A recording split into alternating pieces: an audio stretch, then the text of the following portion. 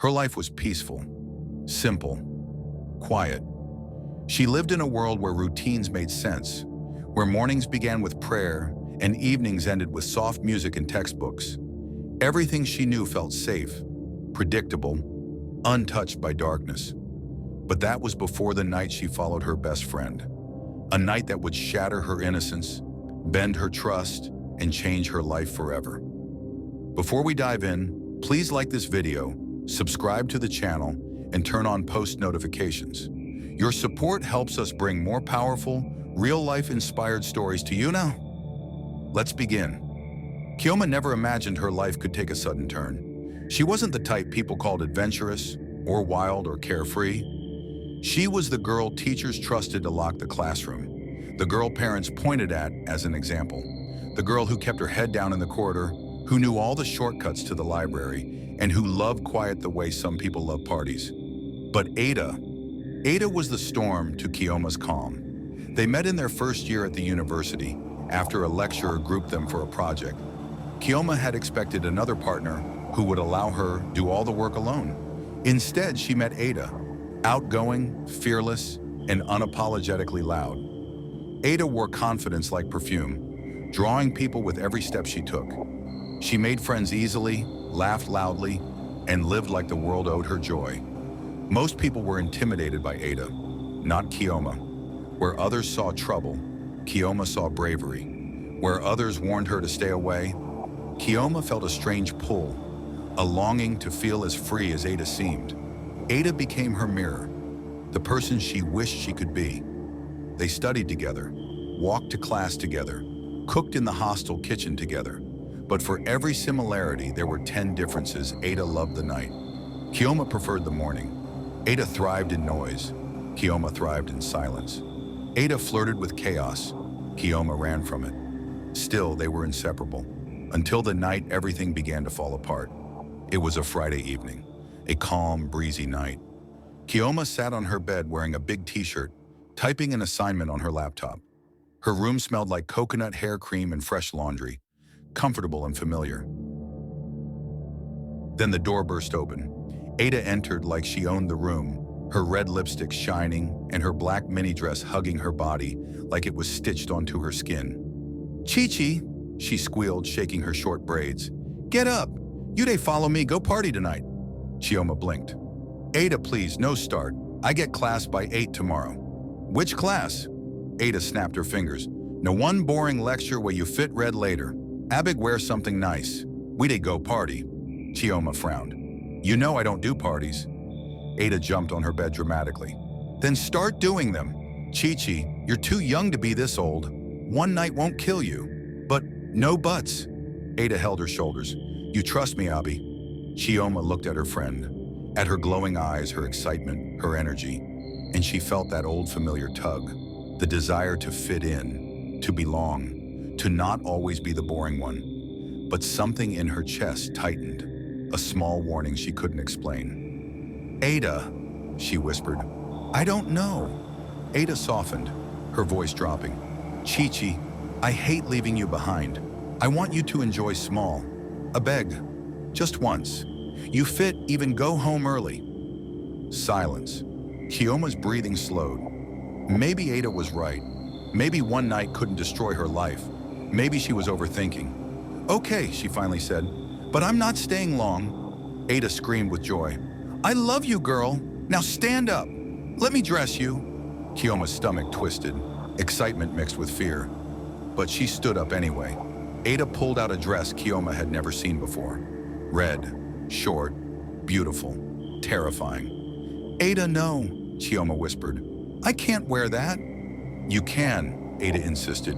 "You will look fire." Before Chioma could protest, Ada had already placed the dress on her body, adjusting it, fixing her hair, dabbing foundation on her cheeks, applying lip gloss. "You're stunning." Ada stepped back. "See, fresh babe? Nobody go believe you dey hide like prisoner?" Chioma looked at herself in the mirror. She looked different. Not bad, just not like herself. Her heart pounded softly. She rubbed her palms together. "Are you sure about this?" she asked. Ada grabbed her hand. "Chi-Chi, trust me. There it was again, that phrase, "Trust me." She nodded even though the anxious drumbeat in her chest was getting louder. They stepped outside the hostel by 9:47 p.m. The campus was quiet, almost too dark for comfort. A soft breeze brushed Chioma's exposed shoulders, and she shivered. The deeper they walked, the fewer people they saw. Ada's steps were fast, almost too fast, like she had somewhere specific to be. "Where's the party?" Chioma asked, looking around nervously. "Don't worry," Ada waved her hand. "We're close." But her voice sounded strange, distracted, almost tense. The night deepened. The streetlights flickered. A dog barked somewhere in the distance. Chioma felt that warning again, her chest tightening, her instincts whispering, "Turn back," but it was too late.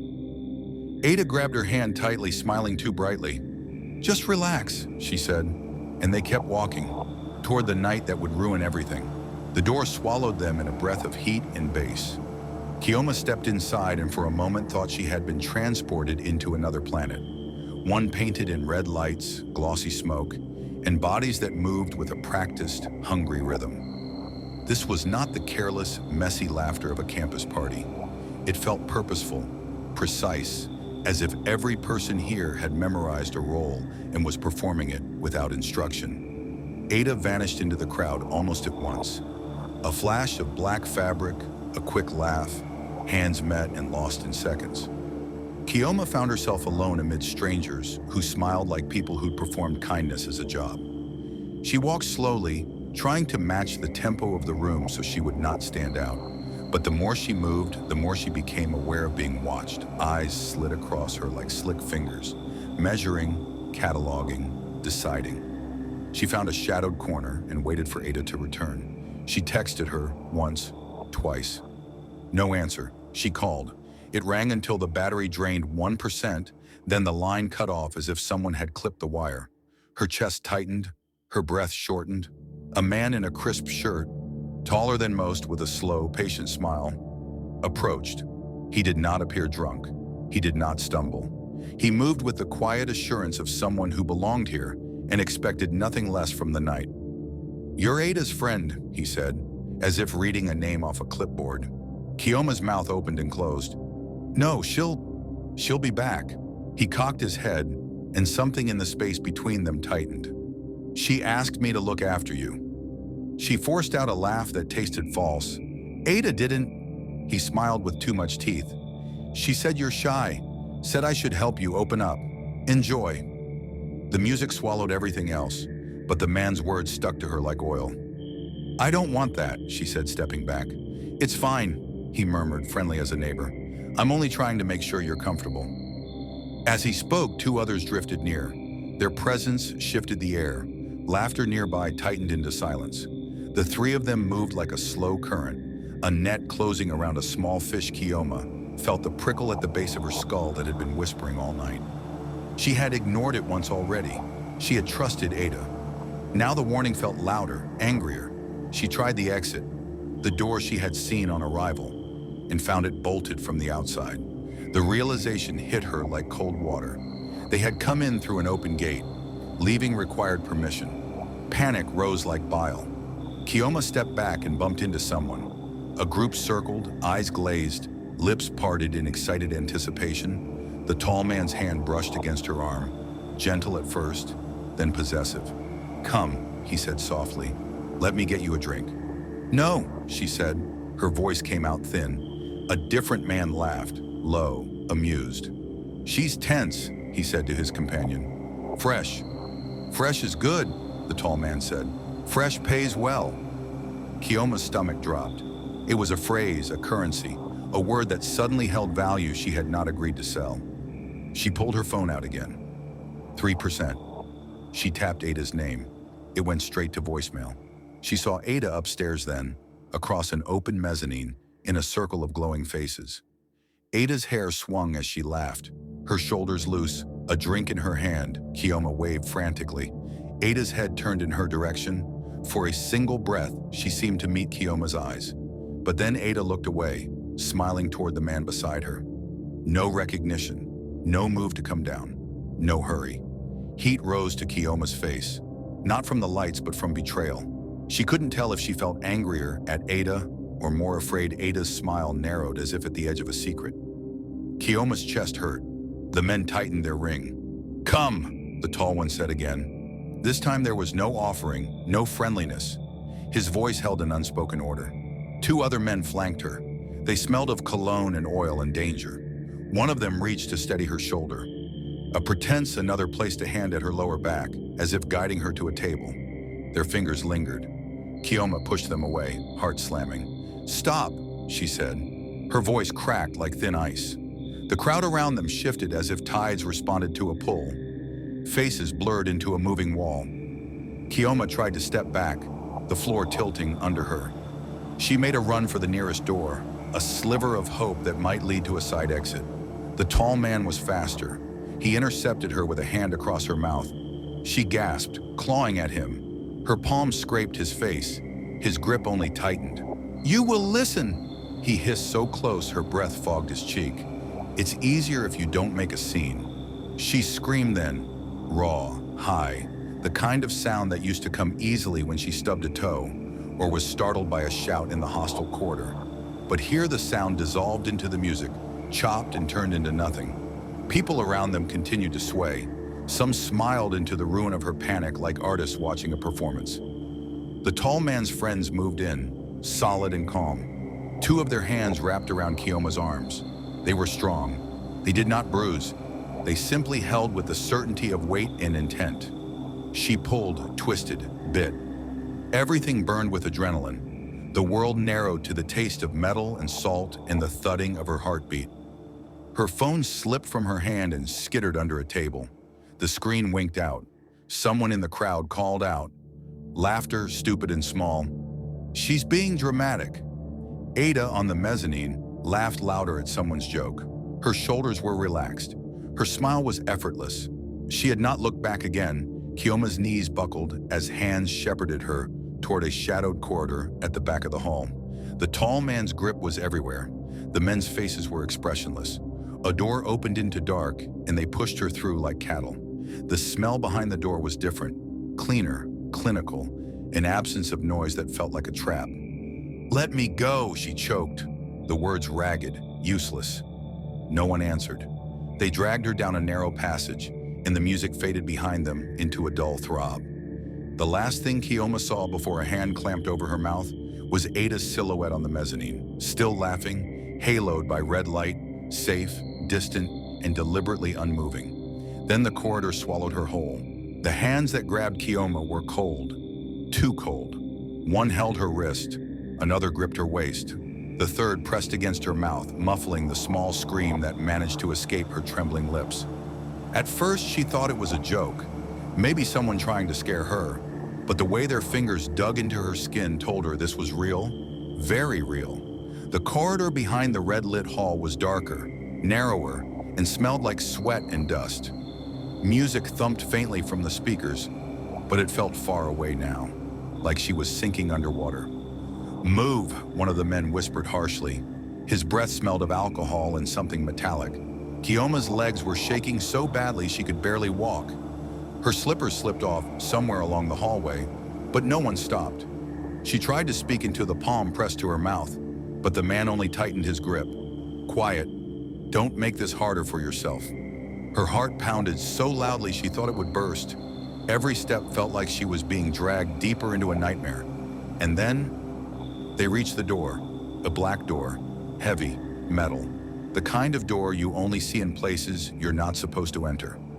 One man opened it slightly. A dark room waited inside. No lights, just shadows moving slowly, like someone was pacing. Chioma let out a muffled cry. The man behind her chuckled. "She's scared. Good. Good." Her chest tightened. She couldn't breathe. She kicked backwards suddenly, wild, desperate. Her heel connected with someone's shin. The man hissed. "Stupid girl!" He grabbed her harder, pulling her forward. That was when something unexpected happened.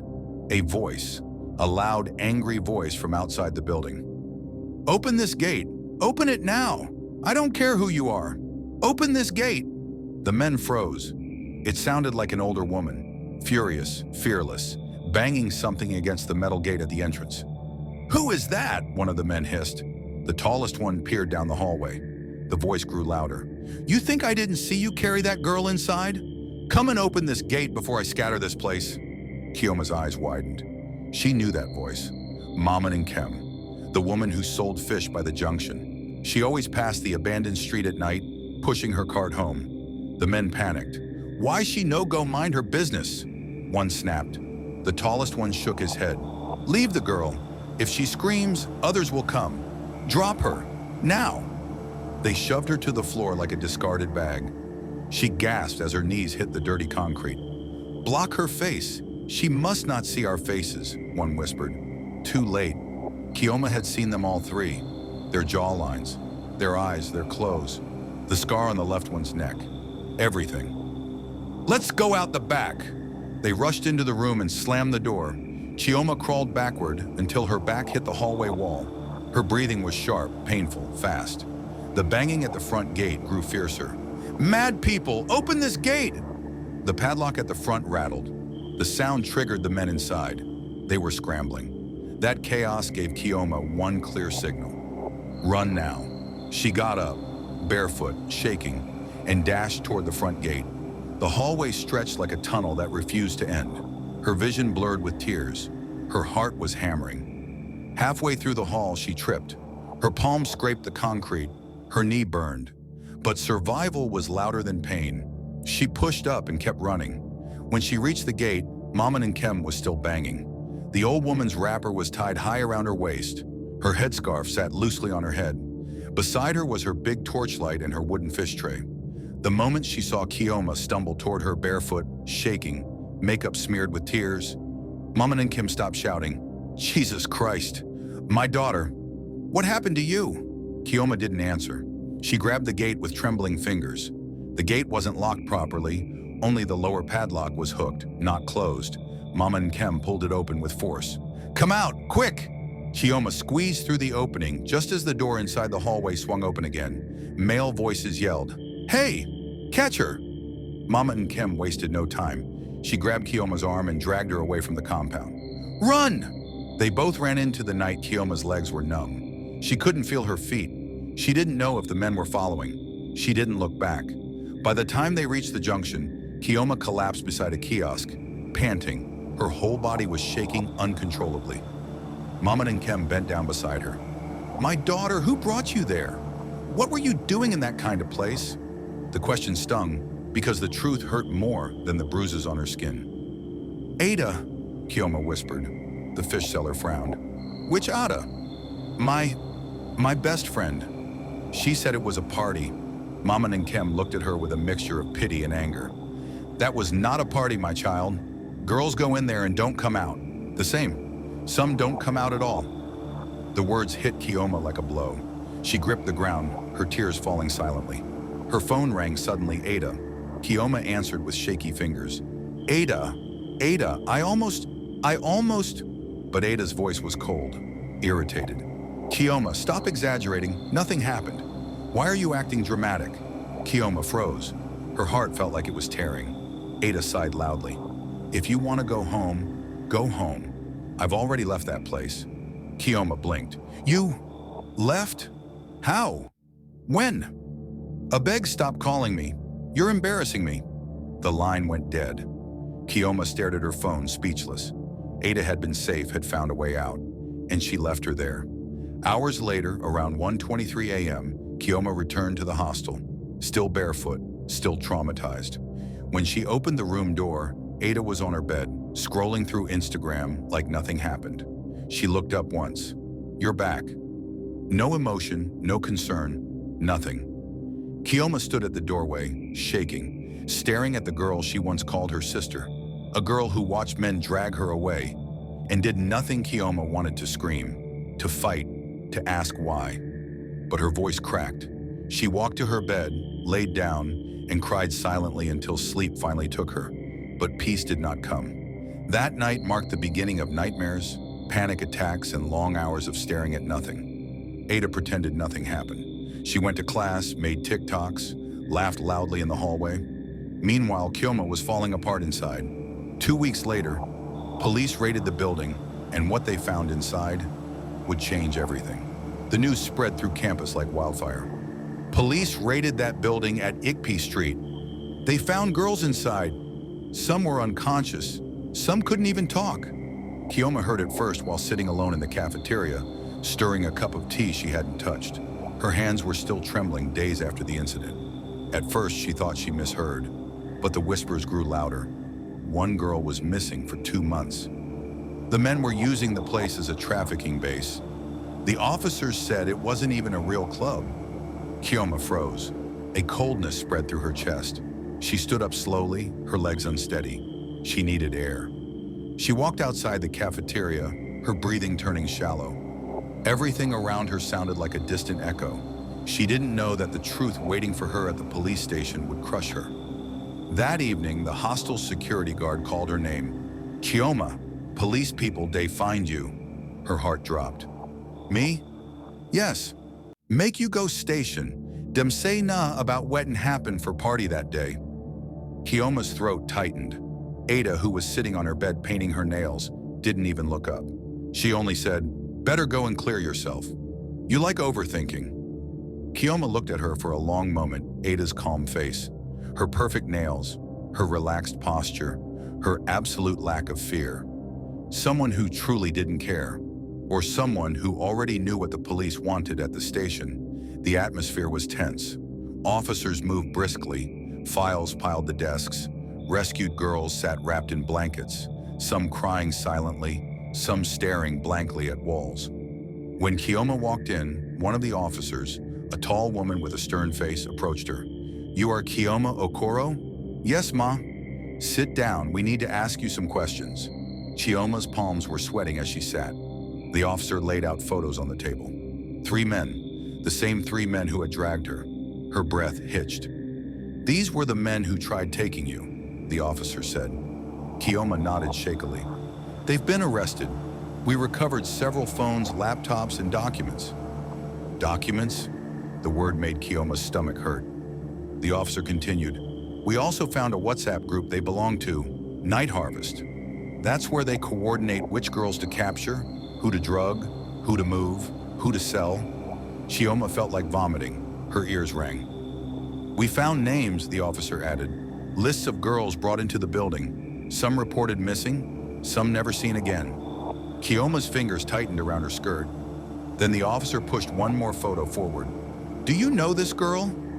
Chioma looked down, and the world went silent. It was Ada, smiling, posing in front of a mirror, holding a phone with the same pink case she always carried. The caption above the photo read, Recruiter, Level 2. Chioma's lips parted, but no sound came out. No, it couldn't be. Ada Ifeoma, the officer said. Your roommate, your friend. Friend. That word suddenly felt dirty. Chioma stared at the officer, her vision blurring. What does recruiter mean? It means she brings girls, the officer replied. She lures them, gains their trust, convinces them to enter the building willingly. Chioma felt her heart collapse. She didn't come to the station? No, she disappeared the night of the raid, packed her things and vanished. The officer breathed out. She's been doing this for months. Chioma shook her head violently. No, she wouldn't do that to me. The officer's voice softened, but it didn't remove the sting. She delivered you. The words slammed into Chioma like a blow to the chest. She didn't check on you because she knew what was waiting, the officer explained. She left you there because she already collected her payment. Chioma felt tears spill down her cheeks. Payment? Ada was paid to sacrifice her. The officer continued. Your file says you two were close, which was why you were targeted. Recruiters usually prey on girls who trust them. Chioma pressed her shaking hand to her mouth. Her mind replayed every moment. Ada insisting she follow her. Ada rushing her out at night. Ada disappearing the moment they entered. Ada laughing upstairs. Ada ignoring her wave. Ada leaving her behind. Ada answering the phone with irritation, as if Chioma was disturbing her business. The truth was too heavy to breathe through. The officer placed a gentle hand on her shoulder. You are lucky. If that fish seller had not appeared, today would be different. Chioma cried harder, not from fear, but from betrayal. Deep, ugly betrayal. That night, Chioma returned to the hostel with swollen eyes. When she entered the room, Ada's bed was empty, stripped, mattress bare, wardrobe open and cleared. She had run for her life. Chioma stepped inside slowly, her breath trembling. She walked to Ada's side of the room and found one thing left behind. A small sheet of paper under the bed, a list, a handwritten list. Names, dates, descriptions of girls, and next to each name, a single word, delivered. Chioma's knees buckled. She slid down to the floor, holding the paper with shaking fingers. Her name was there. Chioma Okoro, delivered, Tuesday 9 p.m. Her whole world shattered. She had been a target, handled, prepared, scheduled, like an item, like property, not a human being. She sobbed quietly into the paper. When she finally stood, one understanding remained. Ada never loved her, never protected her, never saw her as a friend. She saw her as business, and Chioma would never be the same girl again. She folded the paper and walked out of the room. Not to confront anyone, not to explain, just to breathe. Weeks passed. The building was sealed off. Suspects arrested, campus on high alert. But Chioma couldn't shake the shadows. Sometimes she woke up screaming. Sometimes she flinched when a door closed too loudly. Sometimes she walked faster whenever someone followed behind her. Healing wasn't instant. It wasn't easy. It wasn't pretty. But it was happening, slowly, painfully, one breath at a time. And every night she whispered the same lesson to herself. Not every friend is sent to love you. Some are sent to destroy you. And sometimes, the person you trust the most is the one who opens the door to your darkest nightmare. The end.